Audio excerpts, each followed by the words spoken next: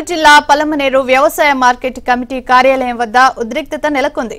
వీకోటకు చెందిన మామిడికాయల వ్యాపారస్తులు రైతులు చేపట్టిన ఆందోళన గందరగోళ పరిస్థితులను దారితీసింది.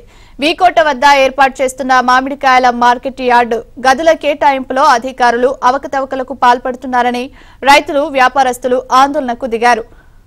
ముడుపులందుకుని షాపులు కేటాయిస్తున్నారని ఆగ్రహం వ్యక్తం చేశారు. లోపాయికారిగా వైసీపీ సానుభూతి పరులకే షాపులు కేటాయిస్తున్నారంటూ తీవ్రస్థాయిలో విరుచుకుపడ్డారు.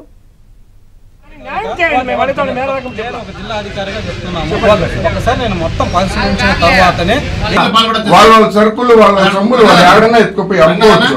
ఈ ట్రేడర్ లైసెన్స్ అనేది అంతే. మాకు ఇచ్చే ట్రేడర్ లైసెన్స్ కూడా నువ్వు వీకోటే కాదు మల్లాపల్లిలో కూడా పోయి వ్యాపారం చేసుకోవచ్చు. ఎవరికి శాంతియుతంగా అడుగుతాను 10 నిమిషాలు చెప్తున్నారు అంతే సార్. ఇది పబ్లిక్ రైతులకు ఆఫీస్ ముందర కూర్చోవడం అనేది కరెక్ట్ కాదు కదా.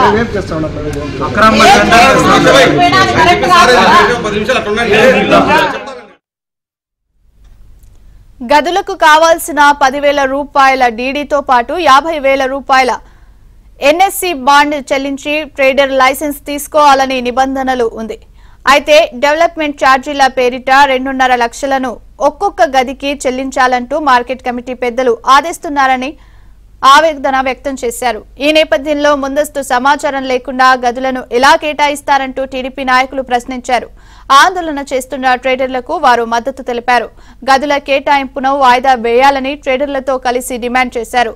పోలీసులు వచ్చి సర్ది చెప్పే ప్రయత్నం చేశారు. ఇంతలోగా market committee chairman Hemanth Kumar Reddy ఆందోళనకారులతో మాట్లాడి అందుకు కొంత సమయం కావాలని కోరడంతో ఆందోళనకారులు శాంతించారు.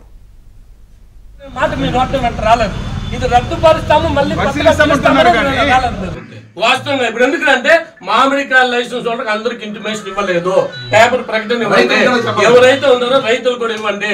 ఎవరికి ఆసక్తి ఉందో వాళ్ళు చేస్తారు. ఆదాయం పెరుగుతుంది. మేము ఆదాయం పెరిగేది తప్ప ఇంక దీంట్లో మాకు వేరే ఉద్దేశం. 25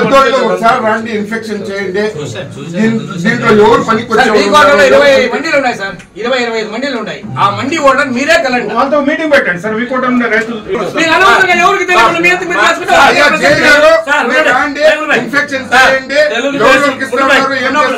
చెప్పి మీరు కరెక్ట్ గా ఉండే వాళ్ళకే మండీ వాళ్ళకే రైతులకే కన్నా ఇస్తే మేము సహకరిస్తాం.